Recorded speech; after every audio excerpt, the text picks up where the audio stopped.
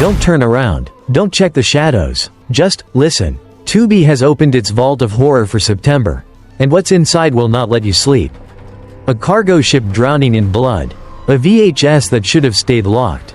Folklore that strangles the air, 10 stories. Each darker than the last. Follow me, before the lights go out. 1. Project Wolf Hunting, 2022. A cargo ship loaded with violent criminals, and something even worse hiding below deck. This isn't just a thriller, it's psychological horror trapped in steel corridors. Soaked in blood.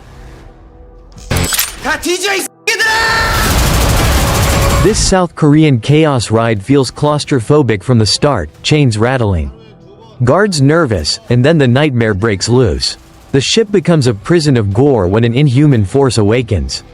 And suddenly criminals versus cops feels like child's play. The carnage is relentless, almost absurd in its brutality. Honestly, I caught myself wincing more than once. And that doesn't happen often. It's a tense horror film that smashes action and sci-fi together into something merciless. For me, this sits at an 8.7 out of 10. A gore hurricane that refuses to slow down. Watch it if your stomach is strong. But maybe skip the popcorn. Next, though, we go from gut-churning violence to campy chaos. Because what's scarier than a succubus trapped in a VHS reel? 2. Porno, 2019. Yes, the title will make you laugh, but don't be fooled. This is campy horror at its most blood-soaked and absurd. Where a forbidden film unleashes something far too seductive, and far too deadly.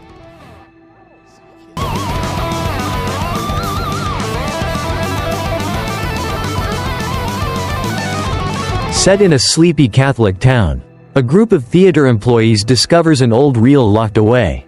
They hit play, and summon a succubus straight out of exploitation cinema. What follows is bloody, horny, and hilariously over the top.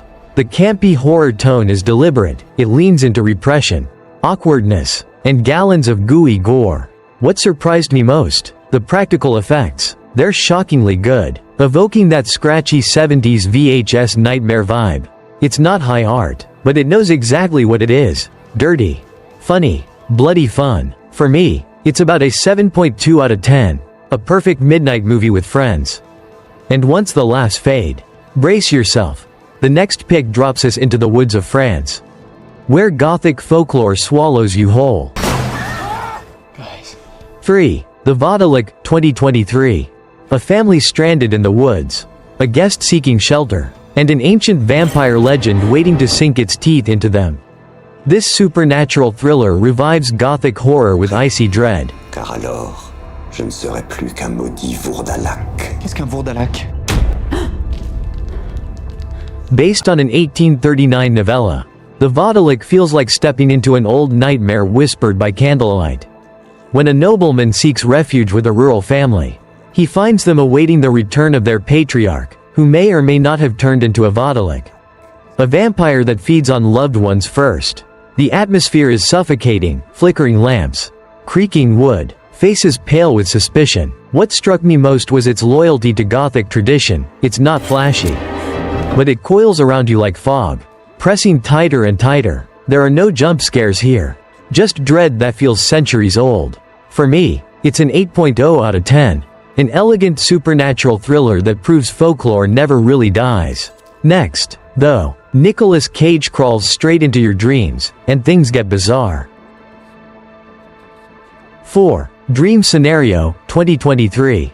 Nicolas Cage. Every dream, every person. At first, it's hilarious. Then it curdles into something darker, a psychological horror in disguise.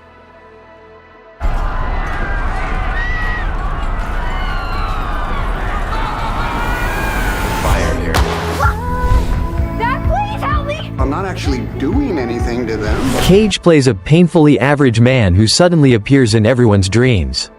Overnight, he's famous, first adored, then feared. The surreal comedy quickly turns unsettling. A biting satire on fame, cancel culture, and insecurity. This is psychological horror wrapped in absurdist fantasy. It doesn't jump scare you. It needles at your sanity. I laughed, cringed, and squirmed as the dream sequences blurred into nightmare fuel. Cage delivers one of his sharpest performances, shifting from pathetic to terrifying with ease. For me, this lands at an 8.3 out of 10. Clever, weird, and haunting. If you like your horror witty but unnerving, it's a must. But next, we leave satire behind and plunge into something ancient and merciless, witchcraft festering in the icy Alps.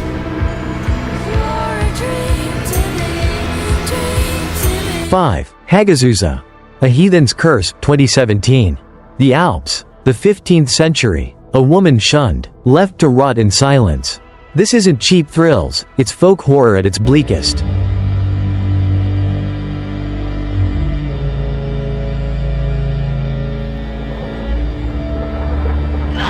If you thought The Witch was slow burn, Hagazusa takes that bleakness to an even darker place.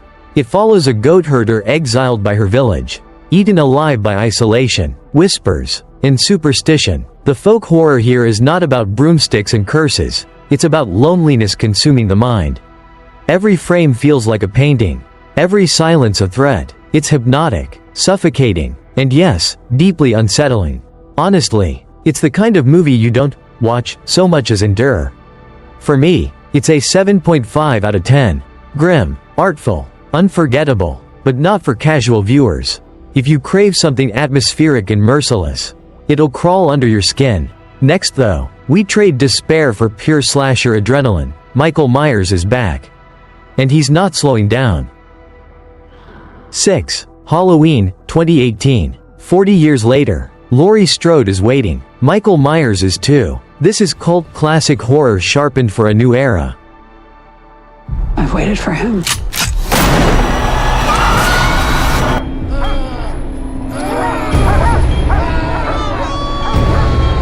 Ignoring decades of messy sequels, this reboot links directly to Carpenter's 1978 original. Laurie isn't just a victim anymore, she's hardened, haunted, and ready. Michael, of course, hasn't lost his touch. The stalking sequences are chilling, the kills savage, the tension razor sharp. Sure, the new Loomis subplot feels awkward, but when the film leans into atmosphere and brutality, it absolutely sings. I caught myself holding my breath during some scenes, waiting for the knife to drop. For me, it's a solid 8.1 out of 10, a return to form that honors the mask and the myth. If you want classic slasher energy done right, this is it. But if you're craving something stranger, stick around. A cardboard maze is about to eat its creator alive. 7. Dave Made a Maze, 2017. A cardboard maze in the living room. Cute, right? Until the maze grows teeth. This is comedy horror stitched together with DIY madness. Get out of here! Ah! Dave! Follow me. Dave, a struggling artist, builds a maze out of cardboard and somehow creates a deadly labyrinth bigger on the inside. What follows is a fever dream of paper monsters, origami traps, and practical effects so inventive they make CGI look lazy. The comedy horror vibe works because it never takes itself too seriously. But it still gets creepy when you least expect it. Honestly, I adored the handmade charm. It feels like stumbling into a nightmare built in someone's garage. For me, it's a 7.6 out of 10, not terrifying, but bursting with originality, perfect for fans of weird, artsy scares. And if variety is your thing, the next stop has 4 nightmares in one, each helmed by a different woman behind the camera.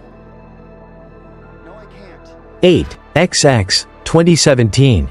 4 shorts, 4 female directors, 1 anthology that proves horror wears many faces. XX is experimental, eerie, and full of surprises.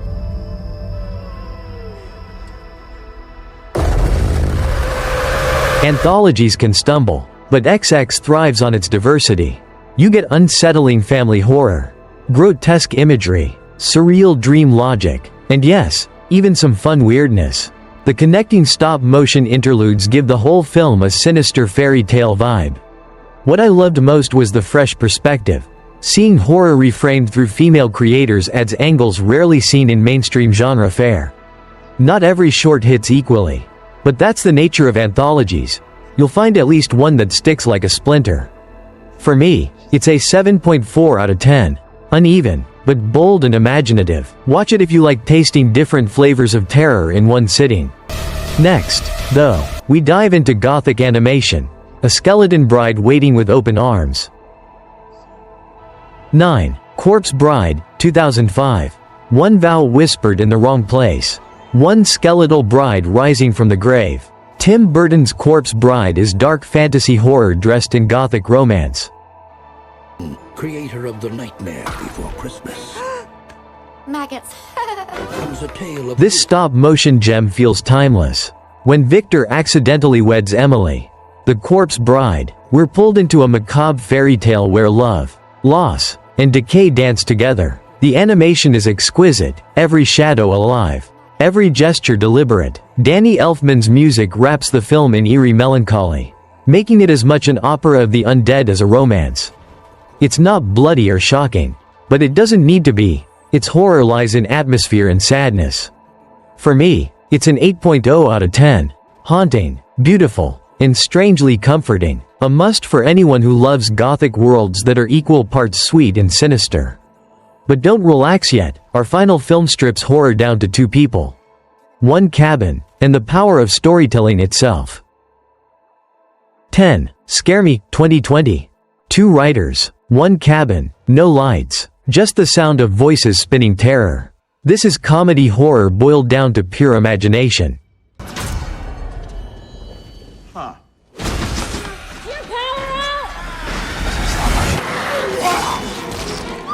Jesus Christ, dude. At first, Scare Me seems almost too simple. 2 people stuck in a cabin telling scary stories.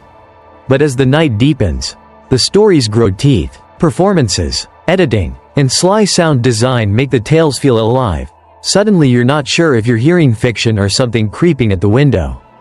The chemistry between Aya Cash and Josh Rubin is magnetic. They bounce from comedy to menace with unsettling ease.